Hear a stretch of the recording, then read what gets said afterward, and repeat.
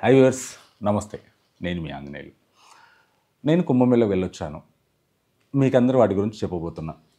కాకపోతే కుంభమేళలో మనకిప్పటి వరకు భక్తి భావంతోటి వెళ్ళాలి. కుంభమేళలో వైరల్ అవుతున్న విషయాల గురించి మనం మాట్లాడుకుందాం. ఫస్ట్ చూసుకున్నట్టయితే నన్ను చాలామంది అడిగిన విషయం ఏంటంటే, మోనాలిసా కనిపించిందా? మోనాలిసా కనిపించిందా? అరే భక్తితోటి వెళ్ళండి బాబు అక్కడికి. భక్తితోటి వెళ్ళండి. నాకంటే పెద్దవాళ్ళు కూడా మోనాలిసా కనిపిస్తుంది. అమ్మాయితోటి ఏమొచ్చింది? అమ్మాయి ఏదో పూసలు అమ్ముకుంటుంది. మనం అన్ని వీడియోలు చూసినాం. ఒక యూట్యూబర్ కనిపించింది. కళ్ళు బాగున్నాయి. అమ్మాయి ఫేస్ బాగుంది. అమ్మాయి బాగుంది. కానీ అమ్మాయి ఏదో చిన్న వ్యాపారం చేసుకోవడానికి పూర్ ఫ్యామిలీకి వచ్చి వ్యాపారం చేసుకుంటారు. పూసలు అమ్ముకుంటారు. ఆమె బాగుంది. వైరల్ అయింది. అక్కడికి వెళ్ళిన వాళ్ళు భక్తి భావంతో వెళ్ళండి. భగవంతుని మీద భారం వేసి వెళ్ళండి. కానీ ఆ అమ్మాయి గురించి ఏదో వైరల్ అయింది. ఆ అమ్మాయికి లైఫ్ వచ్చిందనుకో, పూర్ ఫ్యామిలీ నుంచి మంచిగా రిచ్ అయిపోయిందనుకో, అమ్మాయి లైఫ్ సెట్ అయినట్టే కదా. ఒక జీవితం నిలబడ్డట్టే కుంభమేళ వల్ల. ఆ పరమేశ్వరుడు ఆజ్ఞ వల్ల, కాళీమాత ఆజ్ఞ వల్ల ఆమెకు ఒక లైఫ్ వచ్చినట్టు అనుకోవచ్చు. ఓకే, బాగానే ఉంది. ఇంకొక విషయం తీసుకుంటే నాథ్ సాంప్రదాయానికి సంబంధించిన చెంచలనాథ్ అఘోరి మాత. ఆమె చూడ్డానికి అఘోరిలా కాకుండా నిండు వస్త్రధారణ, జటాజుటం. ఆమె జటాలు వదిలిపెడితే కింద వరకు కాలుతాయి. తలపైన కట్టుకొని అంత పెద్ద ఉంటుంది. చాలా అందంగా ఉంటుంది అఘోరి మాత. అఘోరీలు ఇంత ఉండడం అనేది చాలా తక్కువ. ఆమెకున్న శక్తుల గురించి, ఆమెకున్న సాధన గురించి మనం మాట్లాడుకునే ప్రయత్నం చేద్దాం. దాంతోపాటు చెంచలనాథ్ అఘోరి గారు, ఆమె మాత బాగా ఫేమస్ అయింది. ఇంకొకటి చూసుకున్నట్టయితే మణికందన్ అఘోరి గారు, ఆయన కూడా ఆయన వీడియోలు వైరల్ అవ్వడం, ఆయన కూడా వైరల్ రావడం జరిగింది. ఇంకొకరిని తీసుకున్నట్టయితే స్వామి కైలాసానంద్ గురూజీ మహామండలేశ్వర్, ఒక అకాడక్ సెక్రటరీ మహామండలేశ్వర్. అయితే ఆయన గురించి చెప్పుకోవాలంటే పరమేశ్వరుడికి విపరీతమైన భక్తుడు. అంటే ఆయన ఎలాంటి వాడంటే 72 గంటలు కూర్చున్న దగ్గరికి నుంచి లేవకుండా పరమేశ్వరుడికి అభిషేకం చేస్తూనే 72 గంటలు ఒక్క దగ్గర కూర్చొని పరమేశ్వరుడు ముందర, శివుడు ముందర కూర్చొని అభిషేకం చేసిన వ్యక్తి. అంత ప్రియభక్తుడు. మహామండలేశ్వర్ అంటే ఒక అఖాడాకు సెక్రటరీ, పెద్ద పొజిషను. ఆయన చేతిలోనే నాగసాధులకు ఒక ఆడ సంబంధం ఉంటుంది. దాంట్లో ఆల్మోస్ట్ 50,000 మంది ఉన్న సాధువులున్న, అఘోరలున్న అఖాడాది. చాలా పెద్ద అఖాడ మహామండలేశ్వర్. అయితే మహామండలేశ్వర్ పొజిషన్ అది. ఆయన అంతమందికి ఒక పూజ గురు, పరమేశ్వరుడికి ప్రియభక్తుడు.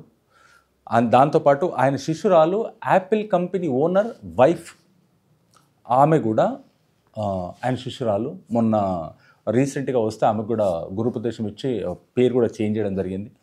ఆమెను కూడా హిందూ సాంప్రదాయం ఆశ్రయిస్తుంది. దాంతోపాటు మనకు యోయో హనీ సింగ్ అని చెప్పేసి తిను కూడా ఆయన కైలాసానంద్ గురూజీ గారికి ప్రియభక్తుడు. ఇంకా చాలామంది ఉన్నారు. మన కొరియోగ్రాఫర్ రేమో గారు కానీ, ఇంకా చాలామంది సెలబ్రిటీస్ కూడా, విరాట్ కోహ్లీ, అనుష్క, వీళ్ళందరూ ఆయన శిష్యులే. చాలామంది సెలబ్రిటీస్ కూడా ఆయన అఖాడాలో కొన్ని వేల మంది ఉన్నారు.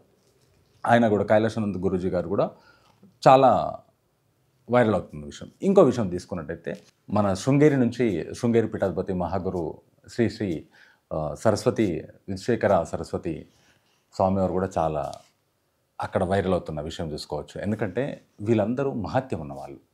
ఇలాంటి గొప్ప వ్యక్తులు తిరుగుతున్న పుణ్యస్థలం.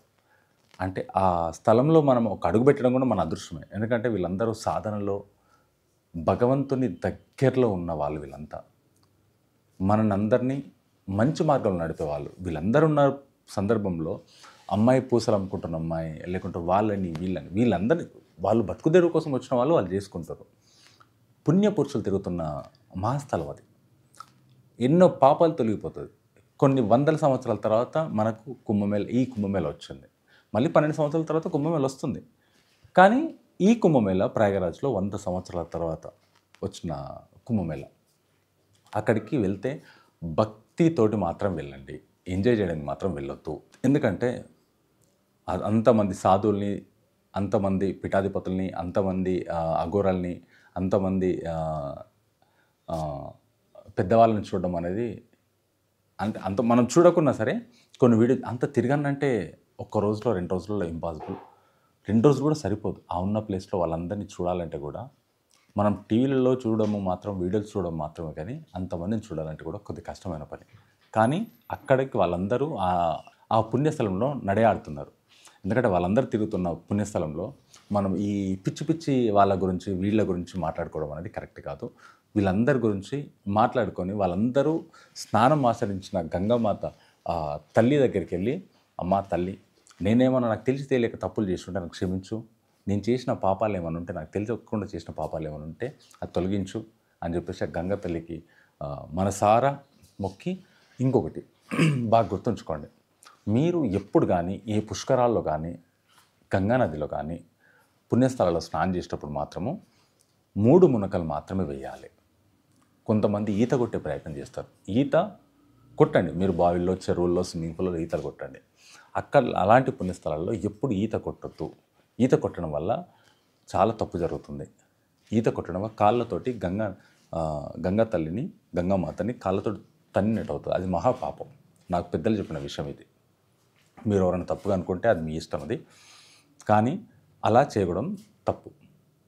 మీరందరూ వెళ్ళండి, భక్తిభావంతో వెళ్ళండి, కానీ వెళ్ళేటప్పుడు కొన్ని జాగ్రత్తలు తీసుకోండి. ఆ జాగ్రత్తలు పట్టే వెళ్ళండి.